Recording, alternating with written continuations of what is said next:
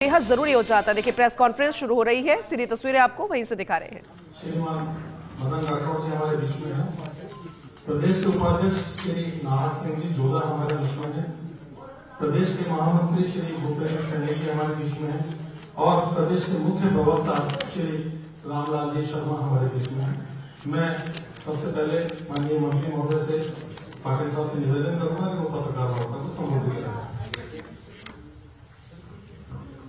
नमस्कार।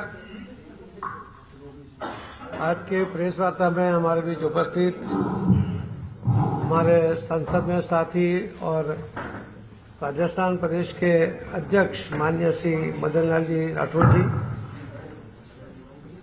और सभी पदाधिकारी और सभी प्रेस मीडिया के सभी युवा भाई और बहनों, आप सबको प्रणाम। आप जानते हो कि 2014 से ये बजट में एक रिकॉर्ड बना है। पहला रिकॉर्ड ये बना है कि हमारे देश में एक महिला नाणां फाइनेंस मंत्री ने कंटिन्यू उन्होंने 9 बजट दिए हैं। पहले भी ये रिकॉर्ड हुआ था, चिदम्बरम जी के टाइम में उन्होंने भी 9 बार बजट दिया था, मगर वो कभी टुकड़े में दिया था, कभी 2-3 दिया, फिर बीच में गैप हुआ। निर्मला सीतारामन जी ने कंटिन्यू 9 बार ये बजट दिया। ये अपने आप में एक रिकॉर्ड है। जो महिला सशक्तिकरण की बात है वो यहाँ पर दिखती है कि एक महिला हमारे देश के 9 बजट पेश करती है। दूसरा रिकॉर्ड ये भी बना कि यहाँ पर एक ही प्रधानमंत्री के नेतृत्व में ये 9 बजट दिए गए। पहले जो बजट दिए गए थे वो तो टुकड़ों में तो थे, मगर 4 प्रधानमंत्री बदल गए थे, यानी सरकार की स्टेबिलिटी नहीं थी। ये बात भी उसमें से निकल के आती है। तो महिला फाइनेंस मिनिस्टर 9 बार कंटिन्यू और एक ही प्रधानमंत्री, उनके नेतृत्व में ये बजट पेश किए, एक अपने आप में एक रिकॉर्ड इस बजट के समय में बना है। मैं आप सब भी बजट से विदित हो, इसके लिए बहुत उसके डिटेल में नहीं जाना चाहूंगा, मगर ये जो कुछ प्रमुख बातें आपके सामने रखना चाहूंगा कि सबसे पहले पिछले 12 वर्षों में प्रधानमंत्री श्री नरेंद्र मोदी जी के स्पष्ट दृष्टिकोण और समयबद्ध फैसलों के कारण भारत की अर्थव्यवस्था स्थिर गति से आगे बढ़ रही है और ये अपने आप में देश में जो स्टेबिलिटी है, जो राजकीय स्थिरता है, ये भी उसका एक महत्व का कारण है। आप देखेंगे कि महंगाई पर भी नियंत्रण रखा गया है। अभी महंगाई की कोई बात नहीं करता, क्योंकि उसको पता है कि महंगाई बढ़ने नहीं देते, उसके ऊपर नियंत्रण रखा गया है। जो फास्टेस्ट ग्रोइंग मेजर इकोनॉमी, ये हमारे देश की अभी हम 30 नंबर पे जाने के लिए आगे बढ़ रहे हैं। जब मनमोहन जी खुद एक अर्थशास्त्री थे और 10 साल प्रधानमंत्री रहने के बावजूद उनके समय में, कांग्रेस के समय में हमारे देश की आर्थिक व्यवस्था 11वें नंबर पे थी। तो 10-11 नंबर से आज तीसरे पे जाने की हमारी जो कोशिश है, वही दिखाता है कि देश की प्रगति किस तरह से हो रही है, अर्थव्यवस्था किस तरह से मजबूत हो रही है। और कोई देश की आर्थिक व्यवस्था मजबूत होती है तो सबको उसका बेनिफिट मिलता है। कोई एक व्यक्ति को या एक समाज को या एक इंडस्ट्री को उस पर बेनिफिट नहीं मिलता, सबको मिलता है। आप देखेंगे कि अस्पष्टता के बजाय, कि भाषण के बजाय काम करना और सबसे पहले आम नागरिकों का हित उसको ध्यान में रखकर ये काम करना, यही सरकार का मुख्य उद्देश्य है, यही उनका टारगेट है। और उसी के ऊपर माननीय प्रधानमंत्री जी नरेंद्र मोदी साहब काम भी कर रहे हैं, परिणाम भी आपको दिख रहा है। प्रधानमंत्री जी ने 15 अगस्त 2025 को जो अपने लाल किले के भाषण में कहा था कि हम लोग सुधार लाएंगे और सुधार लागू करने की जो उनका जो प्रॉमिस था उसके अंदर उन्होंने अगस्त 2025 से यानी करीब 6 महीने हुए, उसके अंदर 350 अलग अलग सुधार लागू किए गए हैं। जीएसटी को भी सरल बनाना, लेबर कोड को भी लागू करना, क्वालिटी कंट्रोल ऑर्डर्स को भी अधिक तार्किक बनाना, ये सब उसके अंदर शामिल है। 2025-26 में जिस रिफॉर्म एक्सप्रेस की बात हो रही थी वो दोनों क्षेत्रों में, कस्टम हो, अप्रत्यक्ष कर हो, ये दोनों क्षेत्रों में सुधार ये हमें इसके अंदर दिख रहे हैं। यह बजट एक और वजह से भी खास है कि विकसित भारत यंग लीडर डायलॉग 2026 में युवाओं ने प्रधानमंत्री के साथ कई बातें की थी, कई सुझाव दिए थे। आज का युवा क्या चाहता है और क्या होना चाहिए, वो अपने हित के लिए भी जागृत है, अपने अधिकार के लिए भी जागृत है और देश को आगे ले जाने में उनके सुझाव भी अत्यंत महत्वपूर्ण होते हैं। तो बजट में भी इस बात को माननीय प्रधानमंत्री मोदी साहब ने ठीक तरह से लागू होने के लिए जो फाइनेंस मिनिस्टर को निर्देश किया होता है वो भी इसके अंदर प्रदर्शित हो रहा है। प्रधानमंत्री जी के नेतृत्व में एनडीए सरकार का संकल्प है कि गरीब, वंचित और जरूरतमंद वर्ग को ध्यान में रखा जाए और मजबूत उनको सहारा दिया जाए। इसी संकल्प को पूरा करने के लिए बजट को 3 कर्तव्यों पर आधारित किया गया है।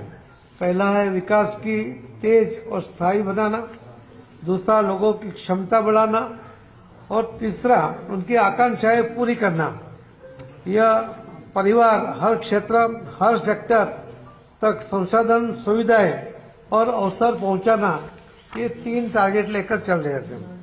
अब मैं पहले कर्तव्य की बात करूंगा कि कर्तव्य नंबर 1 के तहत बजट में 6 बड़े क्षेत्रों पर फोकस किया गया है। देश में उत्पादन और रोजगार बढ़ाने के लिए कई ठोस कदम उठाए गए हैं। जैन दवाओं के क्षेत्र में भारत की वैश्विक केंद्र बनाने के लिए वहां पर भी काम हो रहा है। आप देखेंगे कि बायोफार्मा शक्ति शुरू की जा रही है, उसके अंदर भी 10,000 करोड़ का कार्यक्रम 5 वर्षों के लिए रखा गया है ताकि देश में बायोलॉजी का उत्पादन बढ़े। इंडिया हर तरह से इंडिया जो मिशन है उसका वो 2.0 लाया गया है ताकि सेमीकंडक्टर के उपकरण और सामग्री देश में बने। इंडियन आईपी तैयार करने और अप्लाई चेन मजबूत करने के लिए ये पूरी कोशिश इस बजट में की गई है, उसके लिए प्रावधान भी किया गया है। इलेक्ट्रॉनिक कंपोनेंट्स मैन्युफैक्चरिंग के लिए आउटले बढ़ाकर 40,000 करोड़ किया गया है। देश में रसायन उत्पादन बढ़ाने के और आयात पर निर्भरता घटाने के लिए राज्यों को 3 केमिकल पार्क स्थापित करने का भी ऐलान इस बजट के अंदर किया गया है। उसके लिए सहायता भी केंद्र की ओर से दी जाएगी। मशीनों और बड़े उपकरणों के क्षेत्र में भी नए कदम, 2 हाईटेक टूल रूम्स निर्माण, इंफ्रास्ट्रक्चर में लगने वाले उपकरणों के लिए नई योजना और कंटेनर निर्माण के लिए भी 10,000 करोड़ का प्रावधान, कपड़ा उद्योग के लिए भी रोजगार देने वाला यह क्षेत्र है, उसके लिए भी इसके अंदर 5 सूत्री कार्यक्रम, खादी, हथकरघा व हस्तशिल्प को मजबूत करने के लिए महात्मा गांधी ग्राम स्वराज पहल लाई जा रही है। पुराने औद्योगिक क्षेत्र के फिर से ताकत देने के लिए 200 लेजिस्टिक इंडस्ट्रियल को रिवाइव करने की योजना है ताकि उनकी लागत घटे और प्रतिस्पर्धा बढ़े। छोटे और मझोले उद्योगों में उसको भी मजबूत करने के लिए सहायता दी गई है। उसके में 10,000 करोड़ का ग्रोथ रोड फंड में 2,000 करोड़ का टॉप अप भुगतान व्यवस्था को बेहतर बनाने के लिए प्रयास और छोटे शहरों में एमएसएमई की मदद के लिए भी कॉर्पोरेट मीटर्स की व्यवस्था की गई है। इंफ्रास्ट्रक्चर का इस बजट में एक बहुत बड़ा युग शुरू हो रहा है। आप देखेंगे कि राज्यों के विकास के लिए भी विशेष सहायता के रूप में SSGI स्पेशल असिस्टेंट के लिए भी पूंजीगत निवेश के लिए राज्यों को विशेष सहायता देने का भी प्रावधान इसमें किया गया है। 1.85 लाख करोड़ का प्रावधान है, जिसमें पिछले वर्ष से 23% अधिक ये रकम उसके अंदर आवंटित की गई है। आप देखेंगे कि सिफारिशों के भी अधिक है, जो आय का 17.1 लाख करोड़ प्रस्तावित है, जो पिछले 10 वर्षों में सबसे अधिक है। इंफ्रास्ट्रक्चर के लिए रिस्क फैक्टर को भी बनाया जाएगा और आप देखेंगे कि डेडिकेटेड फ्रेट कॉरिडोर अगले 5 वर्षों में जो सूरत से लेकर डानकुनी तक जाने के लिए भी इसके अंदर व्यवस्था की गई है, उसका भी ऐलान इसके अंदर किया गया है। ऊर्जा सुरक्षा के लिए भी अगले 5 वर्षों में 20,000 करोड़ का निवेश रखा गया है। अब जैसे 5 उद्योगों में नई तकनीक का उपयोग बढ़ सके, शहरों के आर्थिक क्षमता बढ़ाने के लिए भी मैपिंग होगी और हर रीजन के लिए 5 वर्षों में 5,000 करोड़ का प्रावधान है। साथ ही 7 हाई स्पेशल रेल कॉरिडोर विकसित किए जाएंगे, जिनमें दिल्ली वाराणसी और वाराणसी सिलीगुड़ी जैसे कॉरिडोर भी उसमें अंदर शामिल किए गए हैं। अब शिक्षा में और औद्योगिकरण में भी कॉरिडोर के पास यूनिवर्सिटी टाउनशिप और हर जिले में 1 हॉस्टल की गर्ल्स हॉस्टल की व्यवस्था भी उसके अंदर की जाने वाली है। कर्तव्य 3 के तहत किसान और ग्रामीण अवस्था के लिए और अमृत सरोवर के जो करीब 69,000 सरोवर जो देश में बने हैं, उसके लिए उसके रख रखाव के लिए इसके अंदर प्रावधान किया गया है। आप जानते हो कि राजस्थान वो पानी की किल्लत सबसे ज्यादा यहाँ पर होती है, और ये जो माननीय प्रधानमंत्री श्री नरेंद्र मोदी साहब ने जो अमृत सरोवर हर जिले में 70 सरोवर बनाने का जो प्लान किया था, उसके जरिए उनकी अपेक्षा से भी ज्यादा 69,000 ये सरोवर इसके अंदर बने हैं, और उसका रख रखाव करना भी अत्यंत आवश्यक है, जिसके उनकी जो कैरिंग कैपेसिटी है वो भी बढ़ती है। और विशेष रूप से जो हमारे मंत्रालय के अंदर भी तो जल जीवन मिशन, उसके लिए भी 67,000 करोड़ आवंटित किए गए हैं। जो जल जीवन में अभी तक करीब 16 करोड़ घरों में नल से जल दिया गया है, मगर और जो करीब 3 से 4 करोड़ लोगों के घरों में पानी देना है, तो हर घर को पानी देने के लिए जो लास्ट बजट में भी माननीय फाइनेंस मिनिस्टर ने कहा था कि इस योजना जो 2024 मार्च को खत्म हो गई थी, उसको 2028 तक आगे बढ़ाया है और उसके लिए भी पैसा दिया गया है। ये माननीय प्रधानमंत्री जी का एक बहुत बड़ा प्रोजेक्ट है। शायद पूरे दुनिया में कोई देश में 16 करोड़ घरों में पानी देने का कोई प्रावधान कभी नहीं हुआ, और यहाँ पर पहली बार हुआ है। और जो बाकी घरों में भी पानी देने के लिए वो बिल्कुल तैयारी रखी है। मैं बताऊंगा कि इस योजना के कारण करीब 9 करोड़ बहनें रोज पानी लेने के लिए दूर तक जाती थी, और रोज उनके 4.5 करोड़ घंटे उसके अंदर खर्च हो जाते थे। आज उनका जो समय बचा है वो अपने लिए आर्थिक उपार्जन के लिए, अपने बच्चों के लिए वो खर्च कर सकती है। और वो जो उनकी सलामती का भी जो प्रॉब्लम होता था, पानी के लिए दूर तक जाती थी, तो उसमें भी आज उनके उसमें वो डर उसका खत्म हो गया है।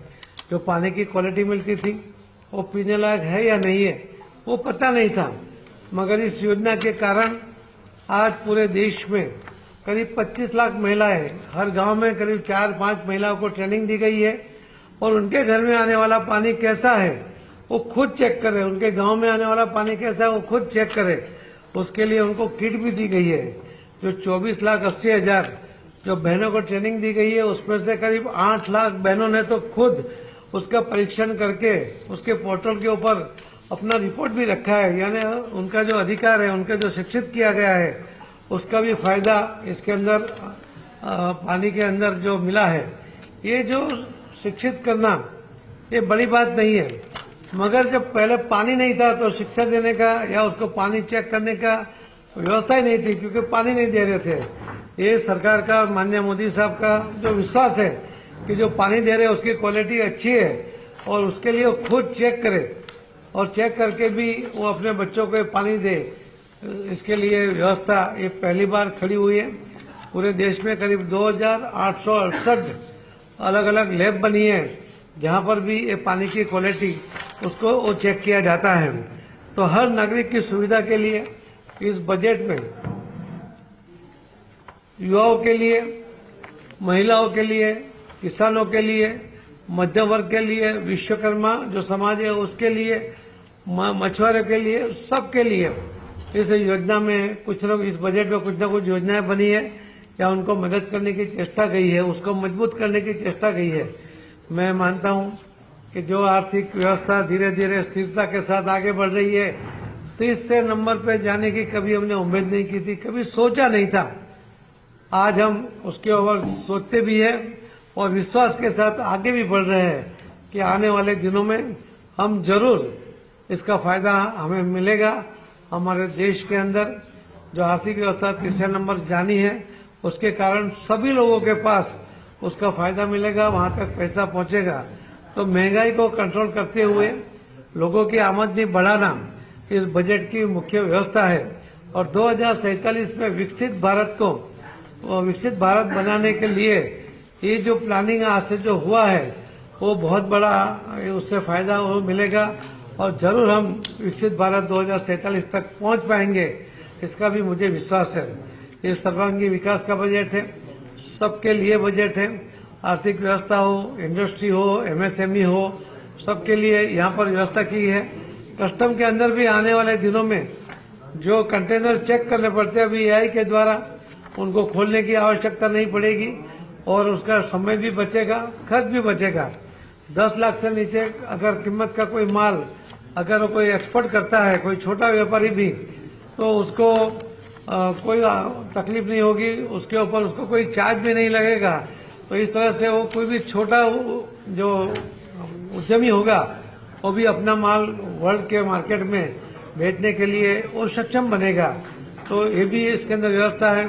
आपने देखा होगा कि लास्ट ईयर में ही 12 लाख तक की जो इनकम है उसके ऊपर टैक्स में से उनको बाहर निकाला गया। आज तक 60-70 सालों के अंदर जो कांग्रेस की सरकार रही, उन्होंने सिर्फ 2 लाख तक की ही लिमिट रखी थी। उसके 2 कारण थे कि लोगों के पास आमदनी भी कम थी। आज माननीय प्रधानमंत्री जी ने 11-12 सालों के अंदर जिस तरह से देश का सुकान संभालने के बाद जो आगे बढ़ा है, उसके कारण लोगों की आमदनी भी बढ़ी और 12 लाख तक की उनकी जो इनकम है उसको टैक्स फ्री कर दिया। ये भी अपने आप में बहुत बड़ा निर्णय माननीय प्रधानमंत्री मोदी साहब के निर्देश से और लिया गया था। तो हर व्यक्ति को इसका बेनिफिट मिले, इनकम टैक्स में भी उनके ऊपर भरोसा किया जाए, क्योंकि टैक्स का डर निकालना के डर के बजाय ये जो आर्थिक सहयोग है वो हम देश के लिए कर रहे हैं। जो हम टैक्स भर रहे हो देश के लिए, देश के विकास के लिए, देश की सुरक्षा के लिए कर रहे हैं। ये भावना के साथ आज व्यापारी जो उनके मन का डर था वो निकाला है। आपने देखा होगा कि सुरक्षा के लिए भी जिस तरह से समस्याएं आती है, देश को सुरक्षित रखने के लिए जो भी कदम उठाए जाते हैं उसके लिए भी पैसे की व्यवस्था होती है। तो 1 लाख करोड़ की रकम सुरक्षा के लिए भी बढ़ा दी गई है। हमारे देश की सुरक्षा भी उतनी ही आवश्यक है और इसके लिए सभी टेक्नोलॉजी का उपयोग करते हुए आज हमारे देश में होने वाला सभी प्रोडक्ट जो हम सुरक्षा के लिए अलग अलग जो हथियार बनाते हैं उस सबका भी एक्सपोर्ट मिलता है, हमको ऑर्डर मिलने लगा है। ये भी अपने आप में एक विश्वसनीयता है। आपने देखा होगा सिंदूर के बाद जिस तरह से हमारे शस्त्रों का वहां उपयोग किया गया और पाकिस्तान में जिस तरह से वहां नुकसान हुआ, तो हमारे शस्त्र का इस्तेमाल करके उसका एक टेस्ट भी हो गया। पूरी दुनिया को देखा कि भारत मजबूत भी हो गया और भारत में निर्माण होने वाले शस्त्र ये बिल्कुल परफेक्ट भी है और उसी के कारण कई ऑर्डर भी हमें मिले। इसमें भी हमारा देश उसको प्रगति कर रहा है। तो हर क्षेत्र में वो किसान होगा तो उनके लिए भी, सिर्फ किसानों के लिए भी पहली योजना बनी माननीय प्रधानमंत्री मोदी साहब के समय में कि हर किसान को उसको साल में 6,000 रुपया देना हुआ।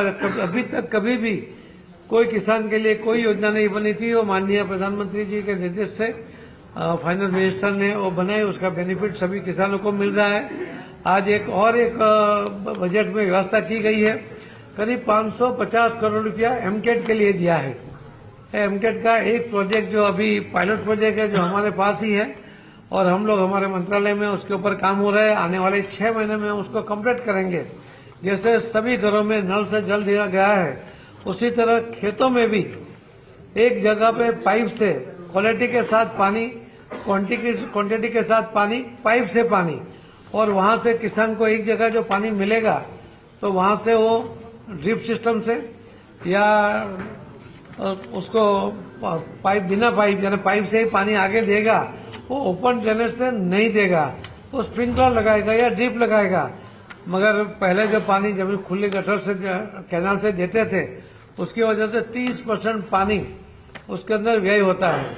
आज अब जब हम जानते हैं कि 83% इस देश का पानी और एग्रीकल्चर में यूज होता है, अगर एमकेट की योजना के कारण उनका पानी की बचत होगी, कम पानी में किसान अच्छी खेती कर पाएंगे और यही पानी उसको 2 फसल 3 फसल करने में भी उसको उपयोग होगा।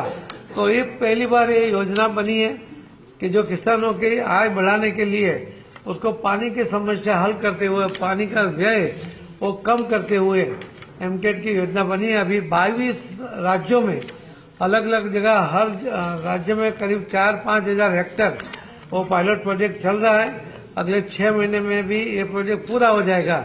तो उसके लिए भी इस बजट के अंदर 550 करोड़ रुपया अलग से अभी आवंटित किया गया है। तो इस तरह सबके लिए इस बजट के अंदर कुछ न कुछ दिया गया है। सबको मजबूत करने के लिए उसके अंदर प्रयास है कि देश मजबूत करना है तो हमारे देश में सभी सेक्टर के लोगों को उसके अंदर मजबूत करना पड़ेगा। और पहली मजबूताई होती है कि आर्थिक व्यवस्था, बाकी उसको सुविधा, कोई शिक्षा के लिए उसकी सुविधा होनी चाहिए, मेडिकल के लिए सुविधा होनी चाहिए, बाकी सभी सुविधा भी उसको नजदीक में मिले। तो इसीलिए राज्यों को भी स्ट्रेंथन करने की आवश्यकता है। तो ये सभी इस बजट के अंदर उसको आवंटित करके उसको शामिल करते हुए ये बजट दिया गया है।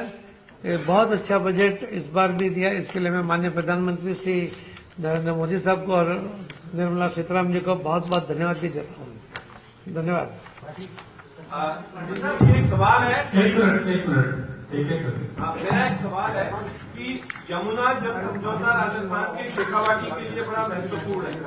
उसको लेके अब वो कहाँ तक आगे पहुंचा? आपने किया, प्रधानमंत्री जी की मौजूदगी में एमओयू भी किया था। अभी कब तक वो धरातल में हो पाएगा? आप देखेंगे कि ये बहुत दिनों से जो राजस्थान का ये अधिकार था उसके ऊपर कोई सरकार ने काम नहीं किया। उसके कारण जो पानी आपको मिलना चाहिए था वो नहीं मिला था। माननीय प्रधानमंत्री श्री नरेंद्र मोदी साहब के निर्देश से हरियाणा के मुख्यमंत्री जी सैनी जी और राजस्थान के मुख्यमंत्री जी भजन लाल जी दोनों के बीच में एमओयू हो गया। माननीय प्रधानमंत्री मोदी जी के समक्ष जब साइन हो गया एमओयू, और मैं आपको बताना चाहूंगा कि आज ही माननीय हरियाणा के मुख्यमंत्री जी सैनी जी ने उसको सम्मति भी दे दी है। अब वो डीपीआर बनना शुरू हो जाएगा और जल्दी से उसका काम शुरू हो जाएगा, क्योंकि वो पाइप से पानी लाना है। सरप्लस वाटर तो बहुत जल्दी ये काम भी हो जाएगा। अगर कोई बांध बनाना है तो उसमें टाइम लगता है, मगर तो सरप्लस वाटर है जो राजस्थान के लिए बहुत बड़ा काम है। उसी के साथ मैं आपको भी कहना चाहूंगा कि जो एमपीकेसी, जो मॉडिफाइड पीकेसी की जो योजना है उसके अंदर भी जो एमओयू हो गया है, मध्य प्रदेश और राजस्थान के मुख्यमंत्री ने माननीय प्रधानमंत्री श्री नरेंद्र मोदी जी के उपस्थिति में उन्होंने उनके समक्ष वो एमओयू साइन कर दिया है। उनके भी डीपीआर आ गए हैं। हम हमारे मंत्रालय में उसके ऊपर वो चेक कर रहे हैं कुछ ही दिनों में उनका हम राज्यों को भेजेंगे, राज्य उसके ऊपर टेंडरिंग करेंगे, उसका काम भी शुरू हो जाएगा। मैं बताना चाहूंगा आपको कि 77,000 करोड़ से लेकर 1 लाख तक का 1 लाख करोड़ तक का इसके अंदर बजट है। और मैं तो कई बार कह चुका हूं कि आज सबसे कम पानी ये आपके यहाँ है, राजस्थान में है, मगर आने वाले दिनों में तो सबसे ज्यादा पानी राजस्थान के पास होगा, ये मुझे विश्वास है। आपके मुख्यमंत्री बहुत ही बार बार दिल्ली आते हुए पानी के लिए वो कुछ न कुछ लेके ही आते हैं, लेके ही जाते हैं वापस। तो उनका जो फोर्सफुली वो काम के पीछे लगे हैं तो परिणाम जरूर आएगा। हमारे अध्यक्ष जी भी वहाँ उनके साथ जुड़ जाते हैं और दबाव डालते हैं, मगर ये राजस्थान के लिए आवश्यक है और जरूर वो आगे बढ़ रहा है। मुकेश जी, पंजाब केसरी से। पाटिल साहब, एआरसीपी प्रोजेक्ट बड़ी घोषणा है, राजस्थान में पानी का संकट भी है। सीएम साहब और राज्य सरकार बार बार आपसे आग्रह भी कर रही है कि भाई इसको राष्ट्रीय परियोजना का दर्जा देने की मांग उठ रही है, लेकिन बजट में इस मांग को आना पड़ा। देखिए, अभी वो राष्ट्रीय योजना बनती है कि नहीं बनती है वो तो कैबिनेट तय करेगा, मगर योजना बनी। आप सोचिए